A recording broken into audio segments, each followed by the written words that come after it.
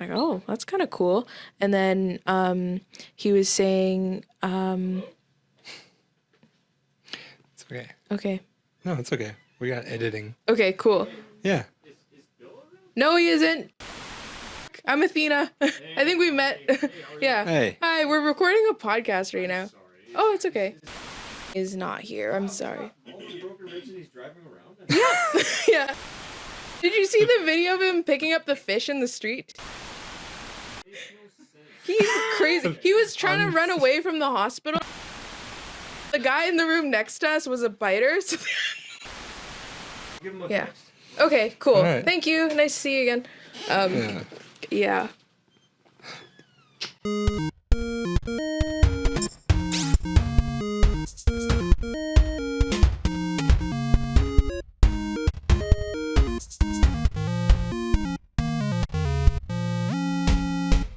Like, I'm no basket expert, but I really am a basket appreciator. And it's just crazy. Like that, I wonder how long that took someone to make, but that took a lifetime to get those skills. Yeah. And this came directly from the environment. And like, what language were they speaking while they were working on this? How are they talking about, English is a very like I, me kind of self-centered language. And then I've been learning like scraps of Nuu-chah-nulth and pieces of, Hunkaminam, and then some pieces of other languages too, but Nuu-chah-nulth and Hunkaminam are the ones that stick. And I've been thinking about how they're very specific languages, and they're all about us. They're all about like togetherness and like our relatives in different worlds, and it's beautiful. But I'm like, oh man, like, even the language we use when we're working on these things is important, because their use is important too. And some of them are very specific, like weavings, seeing weavings in ceremony. It's like, like everything kind of has a role. And you think about when I'm spinning the wool, if I'm watching a show that's making me laugh, the wool comes out really nice. But if I'm watching one that's like stressing me out or whatever, then it gets overspun, and that stays in the weaving the whole time. And then seeing the blankets get laid down or someone getting wrapped, and all these things, like those feelings get carried. And so when I'm working on something, I'm like, okay, I have to keep in mind, leave all the bad feelings outside, let the Devil's Club comb it all out. I'm around all these good baskets, all these good weavings, and these good reminders of, like funny things. Like I got a drum that Deborah painted, and I think my dad made one of those drums, and then I painted it. And like art by people I like, and gifts from my elders, and all these things that bring me so much joy. It's like, okay, that's what's going into the work. Yeah. And so that's really important. But I understand shared studios they can be tricky too, but you just make the best of it. I mean, I had a lot of fun when I was in Langara. It was really fun working around people who cared about what they did. Anyways, I could talk about anything all day. So there's this thought I had, and I just wanted to pass it by you because it's just something I've heard. Yep. And it was talking about creativity, and I could see a lot around here. One of the things I was going to lead up to was asking about the logo, but we heard about the Salish dog. Well, yeah, you can get the basket if you want. It's on the top of like a pile of boxes over there. Which ones? So like it's a big round basket. Yeah. There's like a yew-wood box, and then beside it, there's one that's like yellow cedar and red cedar. So like that basket way up there, yeah. Yeah. So that one's got, I think they're dog designs anyways, even though it looks like a two-headed dog kind of. You see, like, it's kind of hard to tell because it's shiny, because they got the little legs and then the head and the ear, but then why is it the same on both sides? That's your grandpa. What? My grandpa? Oh, yeah. Yeah. The puppy's grandpa. Yeah. Did you guys name him yet? I can't remember how to say woolly dog in Hunkaminam. I'm not sure. I'm a fake weaver. No. I'm just kidding. So, this is amazing to see the roots of where the logo came from, because we're going to ask about some of the inspiration, some of the ideas, but I wanted to ask this idea about creativity. So there's this thought I heard that a creative idea birthing or being born, it's like sometimes people have discussed, like, as an artist, they may have been like, I've had this idea, this great idea, and then they eventually, maybe they not acted upon it, but in time they've seen someone else do it, and then they go like, oh, that I had that, I thought of that before them. But the idea being is like the creativity or the idea itself was not meant for you then if you didn't act upon it. It still needed to be born, and it was just born through somebody else. And I wanted to see what you thought about that. This is a thought I've held that specifically in my head. I heard it some time ago, but we haven't seen each other in a few months. So more than a few months. I wanted to ask. I've seen you since May. I know. What the heck? Avoiding me? No. Oh. No. I think I've been avoiding everybody. Dude, I've been too. Yeah, I know. Yeah. There's been a lot of change in our lives. Hopefully I get to talk about it soon. Yeah, that'd be cool. Some of it yes, some of it no. I really like the idea of being a conduit. Like something that Deborah talks about is she's like, I'm just the hands of my ancestors right now. And I like that I'm just carrying the baton of art right now in my short life, because we're only on here for, like, if we're lucky, like 70 years. And like what we do with this, like, not to add pressure, but just to, like, you know, if you're not gonna run far, at least run happy. I guess. Does that make any sense? It makes sense. Even though it's like kind of like anyway, it's just like I have to remember that, like, I don't have to do it all right now. Like, I talk about Art Thompson a lot, and I'm like, oh, if he only lived for like 10 more years or even 5 more years, where would his art be? But then I think, like, he made so much in his life, and I'm always learning from him, even though he's, like, been gone since, like, 2003. And I think about all these ancestors who, even if I don't get to see, like, tangible material evidence of them, I still hear their teachings. Like, there's a few people that Shane talk about, or Splash talks about, or Deborah talks about, and Jerry and things that I've never met. Some of them I'll never meet because they've passed on, but I still hear stories and teachings that they've shared or experiences that they've shared, and that's been really refreshing. And the idea of like Western creativity and creativity in, like, I don't know, I guess like the coastal world, because I don't want to speak on anybody like east of the Rockies. I don't want to speak on it. Like, I even struggle. I'm like, I don't want to represent Kwantlen. That's a lot of pressure. I'm just like, I'll make some stuff for people who ask me. And I think about like, Shane really likes working with me, and I love working with him too, because he says, like, as an artist or a maker, our role is to like work with people and illustrate their stories. And I really like that, but I also think that it's important for us to recognize our own voice. Like, just earlier when we had lunch, or it was more like brunch, he was telling me about this funeral that he just went to, and there was a fluent speaker there, and he said this word snoo, and he went like this, snoo, and then snoo, and I was like, oh, that's kind of cool. And he was pointing to his chest and saying, like, snoo, and then pointing out. And Shane said that later he had asked him about it, because there's a word like snooeth, and I'm not saying that right, I know, I'm early on my language learning journey. In this man's translation, it basically means, like, knowing yourself and then kind of working outward and sharing that. And that, to me, is like a very strong connection to creativity, because you have to understand your own limits. And I understand my limits on, like, stuff that I want to do, stuff that I don't want to do, stuff that I'm interested in learning about, and I would like to, like, be a part of in different ways, but I don't necessarily want to do myself. Like, I really love harvesting cedar bark. And I know that unless I dedicate my life to cedar weaving, I'm probably not going to be, like, anywhere close to those weavers unless I like turn it around right now. And that's just not something I'm super interested in. However, I do love making a little basket.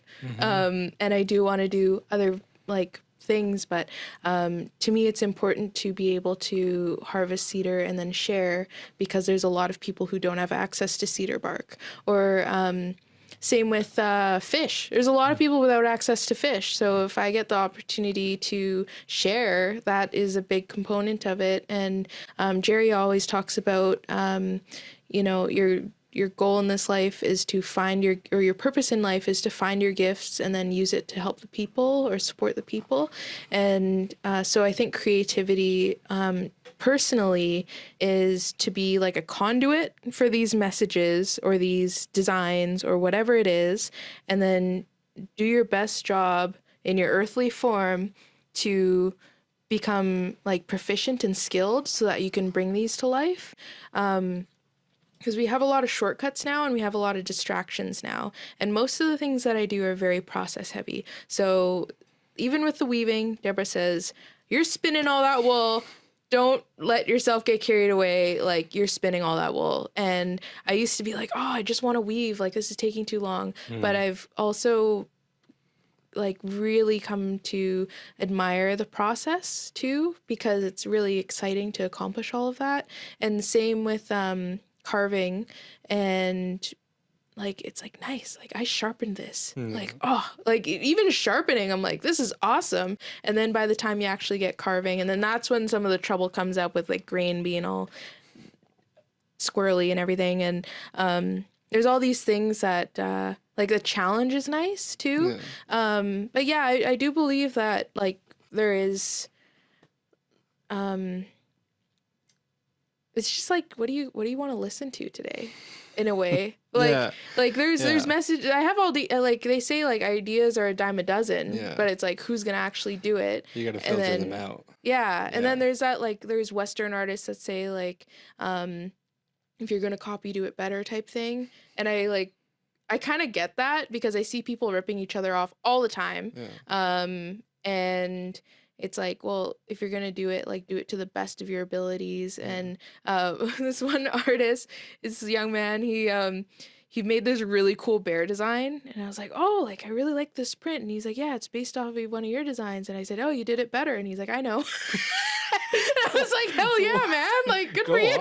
Yeah, that's awesome. Because that's what it's like, to challenge yourself to do better, be better, improve. And not in like a cocky way either, just on like why not challenge yourself? And what I love about artwork and making things in general is the creative risk. And I'm always on about it. And like even this, I like to swatch things, and I was making a basket for Shane, and he asked for red, green, blue, and yellow. And I was like, okay, what red, what green, what blue, what yellow? And I finally picked them out and everything, and my friend who was here helping me carve was just laughing at me. He's like, you spent like an hour swatching all these colors, making your little notes and everything.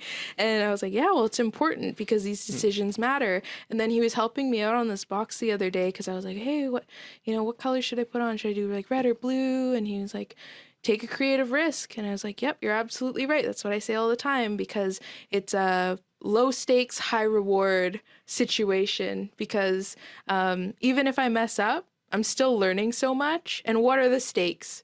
Carve it again, paint it again. Pfft, you get better the second time anyway, so why not? It's just, and then another thing is you're supposed to give your first one away. So if you carve two, then you have one to give away. The little chip in there just goes to Well, that's the other thing, is it like adds character. Like I know with beadwork, they're like, oh, it's a spirit bead. And then I think with is it like rug makers or something, they put an intentional flaw in to remind like, oh, we're humans, we're not perfect. And that I used to really be like, oh no, you can do perfect art, but then sometimes I see stuff that's too clean and I'm like, this is sterile, like come on. And like old Salish weavings, they're crazy. They are chaos, but they're so beautiful. And I love it. on the opposite side of the coin there, but the same coin. Very much. I've looked into coins, not to hammer home the old madness of myself, but I've looked into coins and I have a couple. But what makes them valuable a lot more than often is a mistake or a characteristic that's different, like maybe the bump's done differently around the edge or things like that. So those are the things that can make a singular nickel or quarter worth at least a couple $1,000s. And it's just dude, it's wild. So you're like, that's very weird, because there's another like you're the second old man in my life who's into, well, not old man, but like junior elder status, who's into coins. So it's very interesting. I have an old buffalo nickel. That's from 31 to 38. This is very Jordan. Of course it's a buffalo. Your anti-salmon propaganda. Dude, hey, I don't have access to bison, so any of my generous did we talk about hobo coins before? Yes, hobo nickels. Yeah. These are the ones that they would alter. That is so cool. Right? Yeah, thanks for showing me. Dude. That is awesome. Oh my gosh. I should make a print of hobo nickels. Dude. Yeah. Oh. See? Yeah. Ideas. They just come all the time. Be a conduit. Listen. That's the thing. Okay. Like, I need to learn to meditate because my head is always woo. Yeah. However, I feel like if you provide yourself a little bit of peace, then you get those ideas. And that comes back to the time is the first offering thing, because that was a game changer for me, because I used to think like, oh, when I go harvesting, like, I'm not a confident singer. I don't really know any harvesting songs. Like, I don't feel good giving tobacco because it's not really from here, and then blah, blah, blah, blah, blah. And then someone was saying like, oh yeah, apparently when you harvest cedar, you're supposed to like pee near the tree because the like nitrates or whatever is in your pee is like good for the tree. Yeah. And then I was thinking, I don't know, I eat like a Western diet. Like, I eat a lot of like junk food. Like, I don't think there's anything like and then,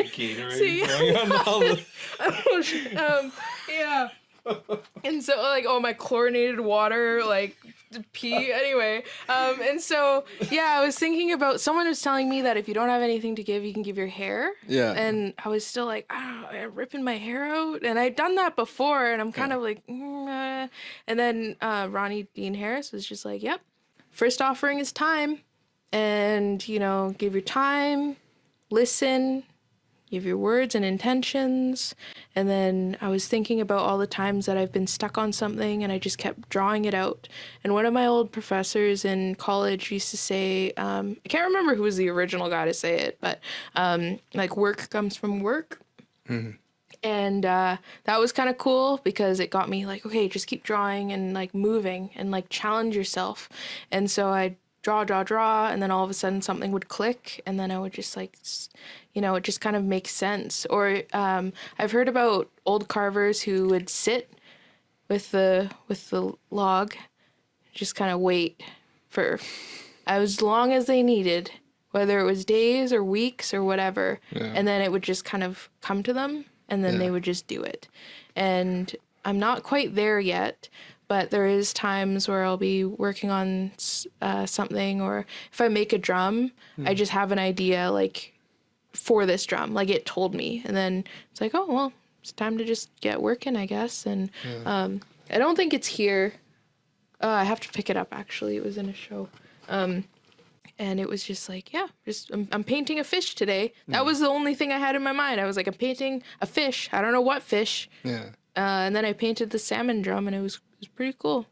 And then I took a creative risk, and I kind of messed it up, because I used a satin or a matte spray finish on it, even though it was a gloss paint, and I should have stayed with the gloss. But anyways, you win some, you lose some. I learned from it. So roll the dice. Yeah, exactly. Worst case scenario, paint another one. Come on. So things like that. I don't know. It's very interesting. I just had this funny imagery of like an ancestor wanting to become an artist and carve a log, but they just start thinking and they start hitting the log, and then instead of the art they came up with music. And well, could be. Actually, I was just at this Carrie Lynn Victor invited me to this mountain goat wool workshop thing she was doing. She's like the mountain goat lady. She's so cool because she hikes all the time and stuff, so she's like living that goat life for real. It's cool. Anyways, she'd been collecting mountain goat fur and stories about mountain goats and all these things about it because I think she said her people kind of descend from mountain goats. And so she invited me to this workshop and she was talking about the wool processing, and she was saying how when carvers work, when we use adzes, it makes a sound against the wood and it sounds like tum tum tum tum. And then she says for the same with processing wool, you use this big yew wood kind of sword thing, and I've seen some of them in the museums and stuff. And when you beat the diatomaceous earth into the wool, it makes the same sound. And I thought, oh, that's so cool. Like, there's all these connections to like language and music and all these things together. That's why I don't really like to say artist, because I'm like, ugh, don't lump me in with them. Like, I don't even think I like art anymore. I had to do this artist talk, and it was right after a really terrible meeting. Yeah. And I was like, yeah, I don't know what to tell you guys. Like, and they were like, okay.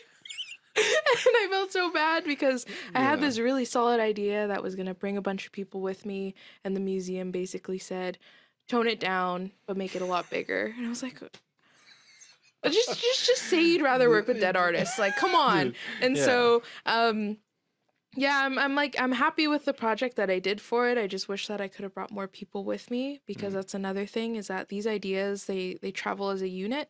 It's very weird to kind of isolate one person and be like, you're the artist. And I'm like, well, it takes everybody. And I remember asking Shane about praying once. Well, I've asked him about praying many a times, but in different ways. And one of the things I was asking about was, like praying before a meal, because I'm curious about how much Catholic influence has affected how we do things in our big houses. And he was saying that his teachings were all the praying has been done already. It's been like the meat was prayed for by the hunter, and the cooks prayed for, like, it's all been prayed for already. And I thought, oh, that's like a really beautiful way of thinking about things. But he said it's still important to be grateful, and it's still important to like be a part of that too, because it still comes back to you. And I've been thinking about that with artwork, like these materials, they were prayed for before they came to me. And same with the books, I guess, except there's like usually a written record. Like, it's really cool, like old library books and stuff that wound up on thrift books or whatever. So it's got those little messages, and whoever was learning from it before me. It's in the baskets and everything too. Like those trees, dude. The trees are from a different lifetime. They're from a different era. They're from completely like different people walked by them. Like it's all been there. Like for somebody who's been taught to like I appreciate this forest and we have it today. Like a lot of people talk about modern like wood and things like that, and it hasn't had the same time to age as past trees. Well, like that big piece of red cedar there, that's like old growth red cedar, and I'm kind of scared to do anything with it because I don't want to waste it. Because carvers in the city, and myself anyways, I have a really, really, really hard time getting access to cedar, like at all. So if I get lucky enough or fortunate enough to get offcuts, I like hoard them. So I have this basket over there with like random pieces of wood, and I don't want to throw like chips and things. So I'm like, I could make a blanket pin with this and all these things. And it's like, you know, it's all been prayed for, yes, but it's like we really need to like value what we have, because it's scary. Like, dude, like whatever you do with it, that's what, like, this is what they prayed for. Whatever you do with it. So this is also why it doesn't need to be perfect. Like the fact that it continues on. Time is first offering, but we need second and third and fourth. Come on. Absolutely. Like, don't be lazy. Don't be stingy, as they say. And speaking of time. Okay. Okay, no. I'm just kidding. Okay. No, okay. But in closing, that felt rude. Me saying that. I was joking. Yeah, but come on. You're an elder now.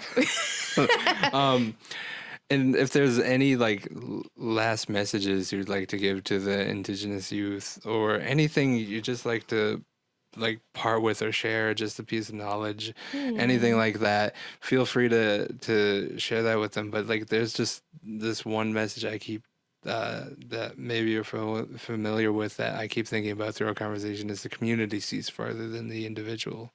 There we go. That is so true. Wa'i, they say out in your country, actually. There's another one that I learned. It's like ta'akuk fi-ish. Means that's the truth, I think. I'm probably saying it wrong, and also it's a neutral Q, so it's like really guttural. Anyways, but yeah, it's the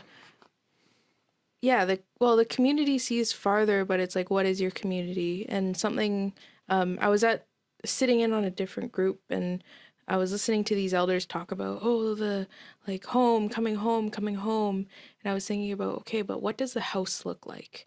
Like, what is the house that you're building looking like, and is it safe, and all these things? And it's like we think of community in different ways, and I have a love-hate relationship with that word, because I feel like Indigenous, like Hualmuk elders probably don't use that word. Even elders, is there a word for elders, or is it aunties and uncles? Like what is the language we're using around this? And making sure that it's like, who I think about, like, who are my teachers? And when I say my little gratitude prayers at night, the last one I end with, after consulting with some of my teachers, was we say teachings, I can't remember if it's teachings or teachers now, because I'm all like thinking about it too hard. I just kind of like let it, like I'm in a routine of it now. I think it's teachers.